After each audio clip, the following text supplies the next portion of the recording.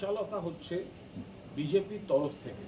এই সময় সেটা কোনো অবস্থায় উচিত নয়। বাংলাদেশের অভ্যন্তরীণ বিষয় যেটা, সেটা কেন্দ্রীয় সরকার যা দেখার দেখছেন, যা বলার বলছেন।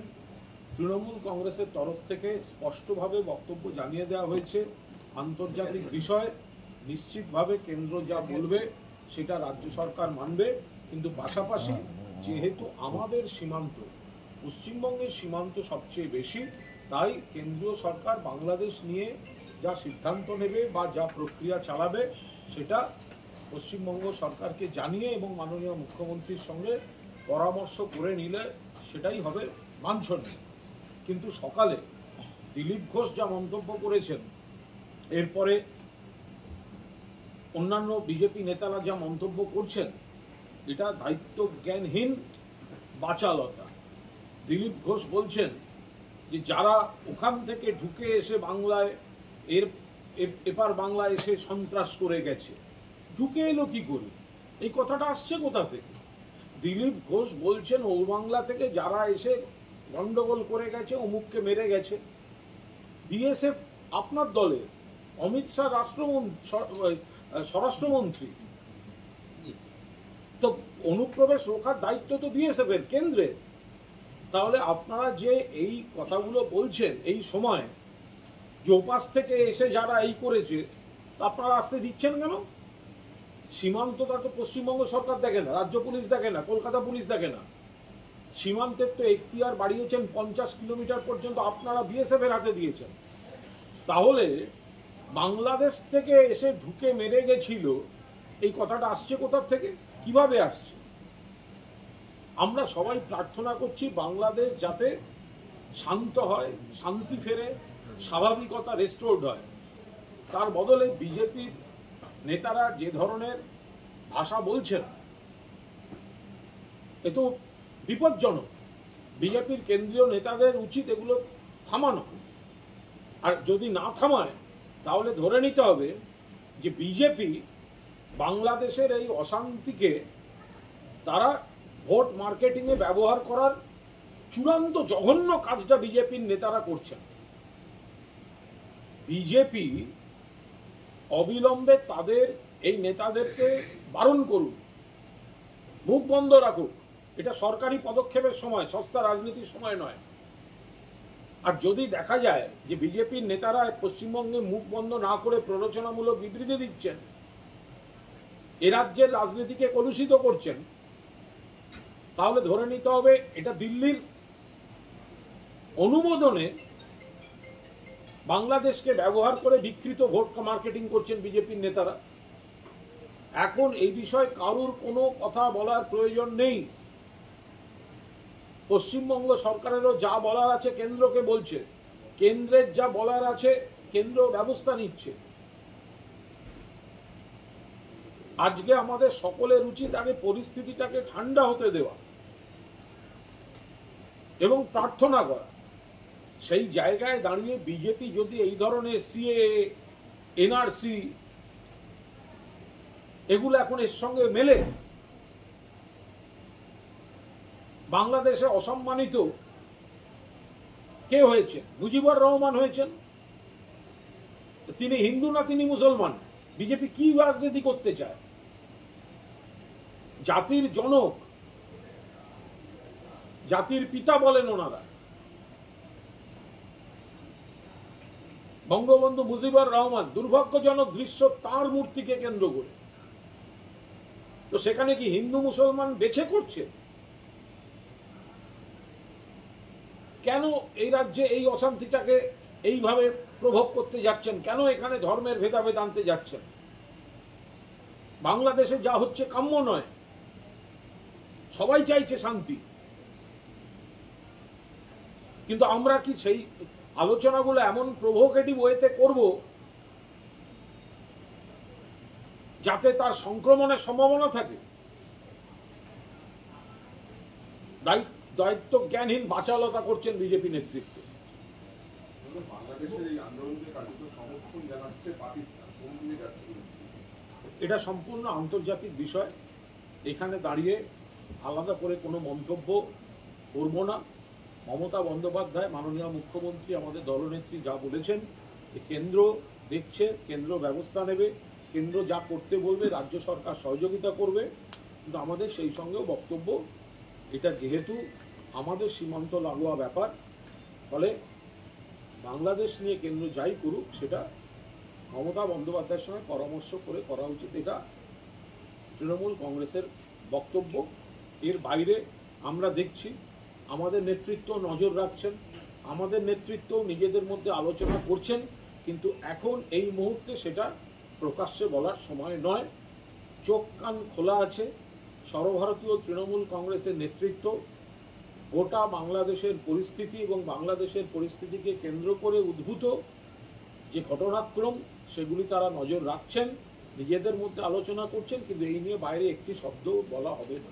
স্বরাষ্ট্রমন্ত্রী অমিত শাহের সাথে দেখা করার পরেও শুভেন্দু অধিকারীর যে মন্তব্য, সেখানেও দিলীপ ঘোষের সাথে এক তালমিল রাখার মতো জায়গাতে তিনিও সিএ এনআরসি কেন প্রয়োজন রাজ্যে। আমি আবার বলছি, খুব দুর্ভাগ্যজনকভাবে বাংলাদেশে একটা ঘটনা ঘটছে, সেই ঘটনা হিংসা কাম্য নয়। আমরা সবাই শান্তি চাই, শান্তির জন্য প্রার্থনা করা হচ্ছে। এই সময় মুখ্যমন্ত্রী বলেছেন দায়িত্বশীল ভূমিকা পালন করতে, দায়িত্বজ্ঞানহীন মন্তব্য বা সমাজ মাধ্যমে পোস্ট এগুলো করার কোনো প্রয়োজন নেই। তারপরেও বিজেপি নেতারা একের পর এক নেতা উস্কানিমূলক কথা বলছেন। তার থেকে মনে হচ্ছে যে এটা বিজেপি এই বাংলাদেশের এই অভ্যন্তরীণ হিংসাটাকে বিকৃতভাবে ভোটের মার্কেটিংয়ে ব্যবহার করার জন্য রাজ্য বিজেপি নেতাদের উস্কানিমূলক কথাকে অ্যালাউ করছে। এটা দুর্ভাগ্যজনক, এটা দায়িত্বজ্ঞানহীন বাচালতা। বিজেপি এই রাজ্যে এবং গোটা দেশে ভারতবর্ষে পিছিয়ে পড়ার পর বাংলাদেশের ঘটনাকে বিকৃত উপস্থাপনার মাধ্যমে ভোট মার্কেটিংয়ে ব্যবহার করার জন্য তাদের নেতাদের বিকৃত উস্কানিমূলক কথা বলার অনুমোদন ছাড়পত্র দিয়ে রেখেছে। কেন্দ্রীয় সরকারের উচিত অবিলম্বে রাজ্য বিজেপি নেতাদের এই ধরনের কথাবার্তা বন্ধ করার জন্য নির্দেশ দেওয়া। দিলীপবাবু আন্তর্জাতিক বিষয়ের সঙ্গে বাংলার ঘরোয়া রাজনীতিকে ঝুলিয়ে বলছেন যে ওদিকে এক দিদি গেছেন, আরেক দিদি সেই রাস্তায় হাঁটছেন। আমি তো আবার বলছি যে দায়িত্বজ্ঞানহীন বাচালতা করেছেন দিলীপ ঘোষ। বাংলাদেশের যে পরিস্থিতিটা আমরা সবাই চাই আগে শান্ত হোক, তার বদলে বাংলাদেশের পরিস্থিতিকে উপলক্ষ করে বাংলা নিয়ে বিকৃত কুরুচিকর উস্কানিমূলক কথাবার্তা, এটা বিজেপির তাদের উদ্দেশ্যকেই পরিষ্কার করে দিচ্ছে। আরে দিলীপ ঘোষ তিনি কাকে কি বলছেন? তার দলের লোকেরা তাকেই মেদিনীপুর থেকে হাঁটিয়ে ছেড়ে দিয়েছে, তিনি আবার অন্যকে কোথায় কোন দেশ থেকে কোথায় গেছে সেসব নিজের কেন্দ্র থেকে হাঁটিয়ে দিয়েছে সুকান্ত বাবু আর শুভেন্দু বাবু মিলে দিলীপ বাবুকে। তিনি বিচার করতে এসছেন এবার অন্য কে কাকে কোথায় সরাচ্ছে। কোনো কথা হলো? এই সময় এইসব দায়িত্বজ্ঞানহীন বাচালতা করার ইস্যু এটা নয়।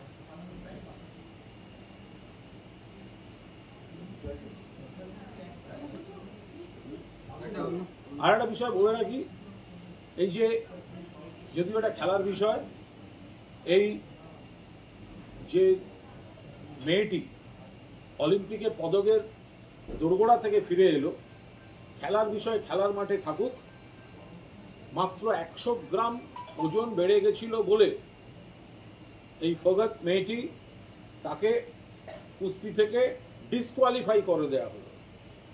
এখন খেলার মাঠে এসব হতে পারে, এই নিয়ে কোনো রাজনৈতিক মন্তব্য করব না, কিন্তু যেহেতু এই মেয়েটি মহিলা কুস্তিগীরদের আন্দোলনে অন্যতম মুখ ছিল, সাক্ষী মালিকের পাশে ছিল, এদেরকেই নরেন্দ্র মোদী অমিত শাহের পুলিশ জোর করে ধরপাকড় করে সরিয়েছিল। এরা বলেছিল বিজেপি সাংসদ ব্রিজভূষণ মহিলা কুস্তিগীরদের শ্লীলতাহানির সঙ্গে যুক্ত। এখন এই মেয়েটি যদি পদক পেয়ে যেত তাহলে দেশের মুখ উজ্জ্বল হতো এবং বিজেপি কোম্পানির মুখ পুড়ে যেত, এবং এই তুলনাটা আসতো এই নির্যাতিতারাই পদক নিয়ে আসে। এখন সেইটা অ্যাভয়েড করার জন্য কোনো বৃহত্তর চক্রান্তে মেয়েটিকে ছিটকে দেওয়া হলো কিনা, এটা ক্রীড়া প্রশাসনে যারা আছেন সেই সচেতন ব্যক্তিরা তদন্ত করে দেখুক। যদি যদি এটা এটা এটা যদি 100 গ্রাম বেড়েও থাকে, তাহলে আমাদের যে টিম ম্যানেজমেন্ট টিম গেছিল, যারা অলিম্পিকের খেলোয়াড় ছাড়াও যে টিম যায়, যদি 100 গ্রাম সত্যি বেড়ে থাকে বলে ধরা পড়তো, তাহলে যদি ধরা পড়তো যে 100 গ্রাম বেড়ে আছে, তাহলে যদি মেয়েটি ফাইনালে না নেমে ওয়াক ওভারও দিয়ে দিত, তাহলেও সে রূপোটা জিতে ফিরে আসতো। এই স্ট্র্যাটেজিক সিদ্ধান্তটাও কিন্তু নেওয়া হয়নি। যদি ঠিক না মাঠে নামার আগে তো আমাদের ওখানে অতগুলো কর্মকর্তা কি করতে গেছে, তো তারা যদি পরীক্ষা করে দেখতো 100 গ্রাম বেড়ে গেছে, তো তাহলে না নেবে যদি ওয়াক ওভার দিয়ে দিত, এটাও স্ট্র্যাটেজির মধ্যে পড়ে, তাহলেও কিন্তু সিলভারটা পেয়ে যায়, ওয়াক ওভার দিয়ে দিল। সেক্ষেত্রে আর পরীক্ষা করে নেমে ডিসকোয়ালিফাই হওয়ার রাস্তাটা থাকে না, বলে দিত আমার শরীর খারাপ, আমি নামবো না আজকে, তাহলেও সিলভারটা কিন্তু পেয়ে যেত। ফলে এরা কারা করলো, মেয়েটিকে বিপথে চালিত কারা করলো? পরীক্ষা করে কি দেখা গেছিল? যদি পরীক্ষা না করা হয়ে থাকে, ওজন না মাপা থাকে, তাহলে কেন হয়নি? আর যদি মেপে দেখা থাকে যে না 100 গ্রাম বাড়েনি, তাহলে ওখানে কেন প্রতিবাদ করা হচ্ছে না? ফলে এটা মোদি কোম্পানির মুখ রক্ষার জন্য ওই কুস্তিগির আন্দোলনের জেরে ওকে পদক পেতে দেয়া হবে না। ওকে পদক পেতে দিলে মোদি কোম্পানির পুলিশের মুখ পুড়বে, সরকারের মুখ পুড়বে। সেই জন্য চক্রান্তমূলকভাবে ওকে এই ফাঁদে ফেলা হয়েছে কিনা সেটা তদন্ত করে দেখা প্রয়োজন। সেটা হচ্ছে যে যারা রেজাল্টে দলের অন্তর্ঘাত করেছে তাদের বিরুদ্ধে কি কড়া ব্যবস্থা নেওয়া উচিত, আপনারা কি মনে করেন? এর নানা রকম প্রেক্ষিত আছে। এই তদন্তটা অত্যন্ত স্পর্শকাতরভাবে করছেন। এই তদন্তটা দলের কাছে প্রাথমিক রিপোর্ট আসছে, এমএলএ এমপি প্রার্থী বা বাকিরা তারা নিশ্চিতভাবে সমস্ত জানাচ্ছেন, কিন্তু ওটা এক কথায় বলা খুব মুশকিল। যেটা সঠিক সেটা নিশ্চিতভাবে দলের শীর্ষ নেতৃত্ব সব দিক বিবেচনা করে নেবেন। কারণ এর এক একটা অঞ্চল ভিত্তিক, প্রথম কথা এক একটা ইলেকশনের এক একটা পার্সপেক্টিভ থাকে। লোকসভা একরকম, বিধানসভা একরকম, পুরসভা বা একরকম, প্রার্থীর ব্যক্তিগত জনপ্রিয়তা গ্রহণযোগ্যতা সেখানে একটা বড় ইস্যু হয়ে যায় বিভিন্ন ক্ষেত্রে। তার সঙ্গে নানা লোকাল সমীকরণ থাকে, তার সঙ্গে হয় যদি কোথাও কোথাও অন্তর্ঘাত যদি হয়ে থাকে। ফলে এই নির্দিষ্ট উপসংহারে পৌঁছানোটা যথেষ্ট দায়িত্বের সঙ্গে করছেন শীর্ষ নেতৃত্ব, যেটা উচিত মনে হবে করবেন।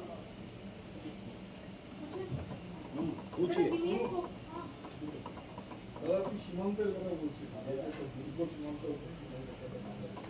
কোচবিহারে বাংলাদেশি নাগরিকদের কাছে মিলেছে ভারতীয় আধার কার্ড।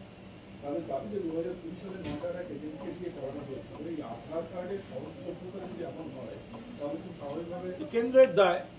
সীমান্তটা দেখে কেন্দ্র, সীমান্তটা দেখে বিএসএফ, সীমান্তটার অমিত শাহর দায়িত্বে। আধার কার্ডের চক্র চলছে নয়ডাতে, কি করে তার দায় তো পুরো দস্তুর কেন্দ্রকে নিতে হবে। আমরা তো বারবার বলছি এই ধরনের ঘটনা। সীমান্তে যদি অনুপ্রবেশ হয়, বাংলাদেশ থেকে যদি অবৈধভাবে কেউ বা কারা ঢুকে থাকে, তো যদি সীমান্তরক্ষী বাহিনী ছেড়ে দেয়, বিএসএফ ছেড়ে দেয়, সীমান্ত পাহারা না দেয়, এটা তো সম্পূর্ণ কেন্দ্রের ব্যর্থতা। তা নিয়ে বিজেপি যে সমালোচনা করবে, কেন্দ্রের সমালোচনা করুক। আরেকটা হচ্ছে যে ওই বাংলাদেশের এই অরাজকতা যা চলছে, ওখানে যা পরিস্থিতি আছে, ভারতে রোহিঙ্গা অনুপ্রবেশ বাড়তে পারে, এই ধরনের কেন্দ্রীয় গোয়েন্দাদের তরফে একটা সতর্কবার্তা। কেন্দ্রীয় গোয়েন্দারা কাকে সতর্কতা দেবে? কোন কেন্দ্রীয় গোয়েন্দারা সতর্কবার্তাটা কাকে দেবে? কেন্দ্রীয় বাহিনীরা সতর্কবার্তা তো দিতে হবে আগে কেন্দ্রের এজেন্সিগুলোকেই, যারা সীমান্তটা পাহারা দেয়। কলকাতা পুলিশ তো গিয়ে সীমান্ত পাহারা দিচ্ছে না। পশ্চিমবঙ্গ পুলিশ তো সীমান্ত অনুপ্রবেশ রক্ষার দায়িত্ব পশ্চিমবঙ্গ পুলিশের নয়। তো তাহলে কেন্দ্রীয় সরকারের যে এজেন্সি এবং বাহিনীগুলো সীমান্ত পাহারা দেওয়ার জন্য আছে, তাদের দায়িত্ব তারা বুঝবে, তাদের দায়িত্ব ঠিকভাবে পালন করতে হবে। यस हो गया? हाँ बोलिए। दादा विनेश फोगाट जो डिस्क्वालीफाई हुए उसके लिए आप देखिए, ये विनेश फोगाट जो डिस्क्वालीफाई हुआ है ये अनफॉर्चुनेट है और मिस्टीरियस है, बहुत मिस्टीरियस है। तो ये खेल का बात है, मैं राजनीतिक पॉलिटिकल कमेंट नहीं करना चाहता, लेकिन ये विनेश फोगाट, वो लड़की, साक्षी मालिक और वो सब लोग एक साथ मिलकर ब्रिजभूषण का खिलाफ एलिगेशन दिया था और उसका मूवमेंट चल रहा था, उसका ऊपर भाजपा का पुलिस एक्शन लिया था। तो आज अगर ये विनेश फोगाट वो मेडल जीत जाता तो ये तो फेस लॉस होता मोदी गवर्नमेंट का, क्योंकि ब्रिजभूषण का खिलाफ कोई एक्शन उन्होंने नहीं लिया, उल्टा ये विजय साक्षी उसका ऊपर पुलिस डाल दिया था। तो इसीलिए फेस सेविंग के लिए सेंट्रल गवर्नमेंट और भाजपा लीडरशिप का फेस सेविंग के लिए कोई साबोटाज हुआ है कि नहीं है, ये तो इन्वेस्टिगेशन होना चाहिए। अब देखिए, वो 100 ग्राम ज्यादा हो गया था, ये सच है। अगर सच नहीं है तो वहां का जो मैनेजमेंट है, हमारा टीम का जो मैनेजमेंट है, वो तो प्रोटेस्ट करना चाहिए था। और अगर 100 ग्राम ज्यादा हो गया था तो स्ट्रेटेजिक डिसीजन लेना चाहिए था। वो उतरने के पहले वो स्ट्रेटेजी ये होता है, जे हमका तबीयत ठीक नहीं है, हम वॉक ओवर देते हैं। अगर उसका पहले एग्जामिनेशन के दौरान वो उन्होंने श्योर हो गया था कि 100 ग्राम ज्यादा है, तो अगर वो वॉक ओवर देते थे तो सिल्वर तो श्योर था। उनका कहना था हमका तबीयत ठीक नहीं है, हम फाइनल में नहीं उतरेंगे, तो सिल्वर तो श्योर था। तो वो स्ट्रेटेजी हमारा जो कार्यकर्ता वहां पर थे, वहां पर क्यों नहीं लिया? तो ये फेस लॉस होता अगर फोगाट मेडल जीतता। तो इसीलिए साबोटाज हुआ है कि नहीं हुआ है, इसलिए इन्वेस्टिगेशन होना चाहिए। बांग्लादेश इशू पर बंगाल के बीजेपी लीडर्स ने वो कुछ ऐसे स्टेटमेंट दिए जो बंगाल का भाजपा लीडर्स इरेस्पॉन्सिबल काम कर रहे हैं, इरेस्पॉन्सिबल बात कर रहे हैं। बांग्लादेश एक सेंसिटिव इशू है और हमारा काम है अभी प्रेयर करना, बांग्लादेश में शांति और नॉर्मलसी रेस्टोर होने का प्रेयर करना चाहिए। सेंट्रल गवर्नमेंट को, दिल्ली लीडरशिप को बोलना चाहिए बंगाल में बैठ के, ये स्टेटमेंट दिलीप घोष और वगैरह जो दे रहा है वो इंस्टिगेट कर रहा है, वो प्रोवोक कर रहा है, वो डिस्टॉर्ट कर रहा है, ये नहीं होना चाहिए। तो उसको रुकना होगा। ये दिल्ली बीजेपी अगर उसको मुंह बंद नहीं करने का ऑर्डर दिया तो उससे हम लोग ये क्लियर हो जाएंगे कि बांग्लादेश का जो अनफॉर्चुनेट इंसिडेंट है वो लेकर यहाँ का भाजपा वोट मार्केटिंग कर रहा है, डिस्टॉर्टेड वे से वोट मार्केटिंग कर रहा है। तो ये नहीं करना चाहिए, बहुत सेंसिटिव इशू है और बांग्लादेश में अभी शांति और नॉर्मल सी रेस्टोर होना बहुत जरूरी है।